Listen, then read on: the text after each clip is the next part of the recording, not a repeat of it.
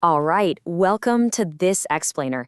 I am absolutely thrilled to have you here for what I really consider a masterclass on the single most critical pivot in modern computing. For the advanced engineers and business leaders joining us today, consider this your rigorous, unfiltered academic tutorial on the ground truth of quantum in 2026.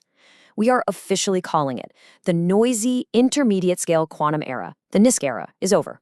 Done.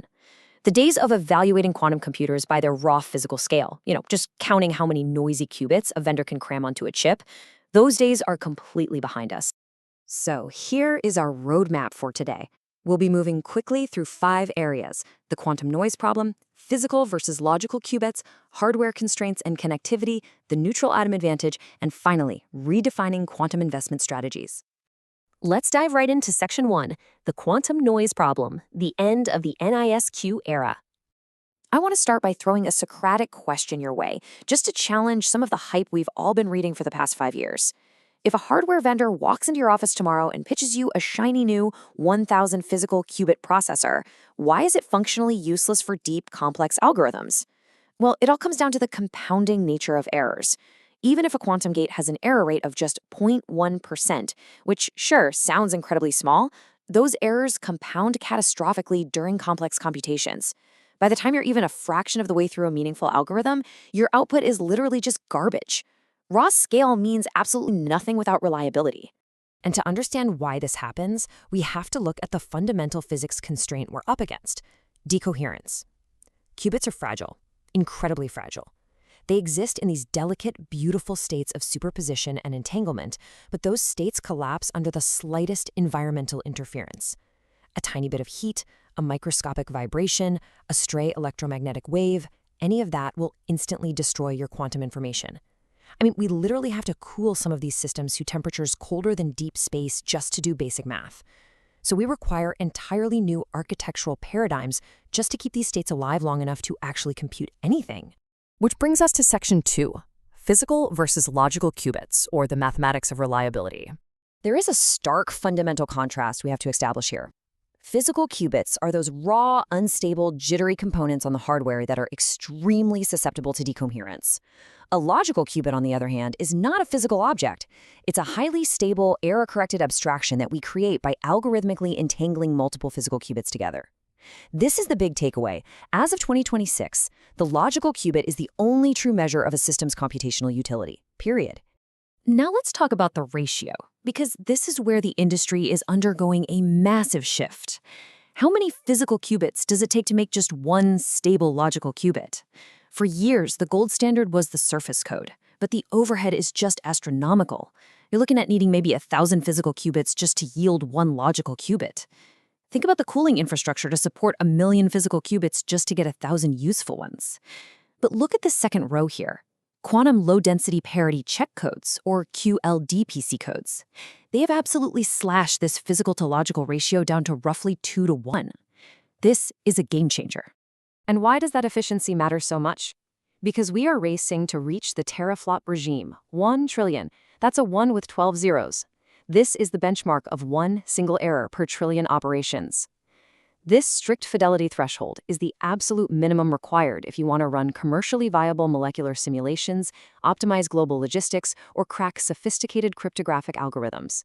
You are simply not hitting a teraflop without ultra-efficient error correction. Moving right along to Section 3, hardware constraints and connectivity, the engineering challenge. So the math is great, but the type of error correction code you can actually run depends entirely on your hardware connectivity. Think about superconducting systems, like the ones from IBM and Google. They are printed directly onto chips. They are rigid, fixed 2D grids with nearest neighbor connectivity, meaning your qubit can only talk to the qubit directly next to it. But neutral atom platforms? They use lasers, literally optical tweezers, to suspend uncharged atoms in a vacuum. This means the physical qubits can be dynamically moved around during the computation, allowing for incredibly complex, long-range entanglement. Now, to be completely fair, the leaders in the superconducting space are coming up with some brilliant engineering workarounds for their rigid constraints. Take Google's Willow processor, for example. They recently hit a historic milestone, demonstrating below-threshold error correction. How?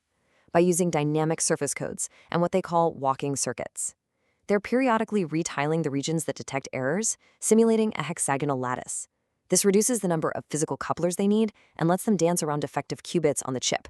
It's a phenomenal piece of engineering. All right, Section 4, the neutral atom advantage, specifically focusing on those high-rate QLDPC codes we touched on earlier. Getting these ultra-efficient codes onto hardware is a really rigorous code design process. Recent work from Quera, Harvard, and MIT actually showed how to map a high-rate Kasai code directly onto a neutral atom grid. Because they aren't stuck on a rigid chip, they can use acousto-optic deflectors, or AODs, to physically shift entire rows and columns of atoms at once in massively parallel movements. They extract the error syndromes in constant depth cycles. Essentially, they're performing the error checks so fast that they prevent the atoms from decohering while they're physically moving them around.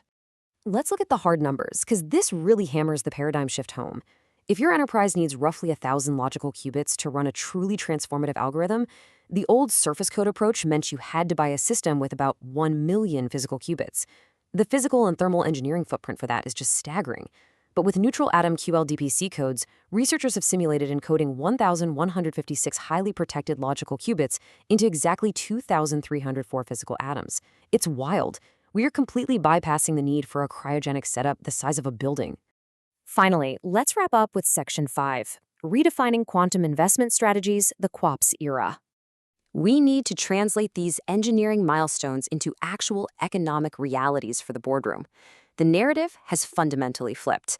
If you are an investor or an enterprise leader, you must demand proof of reliable operations.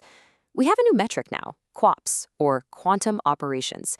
We are no longer throwing money at flashy demonstrations of noisy physical qubits. We are intensely focused on the number of error-free logical operations a system can reliably sustain. Also, let's bust a myth real quick. The idea of a standalone quantum computer sitting alone in a vacuum solving all of your company's problems, it doesn't exist. The future is hybrid, quantum-centric supercomputing. These infrastructures use classical orchestration layers to handle the heavy lifting, like problem decomposition and running the actual error correction tracking algorithms, while handing off only the specific high-dimensional tasks to the quantum processor itself. So, what do you actually do with all this? Here is your actionable enterprise plan for 2026. First, start evaluating vendors based on their QUAPS yield, not their physical scale.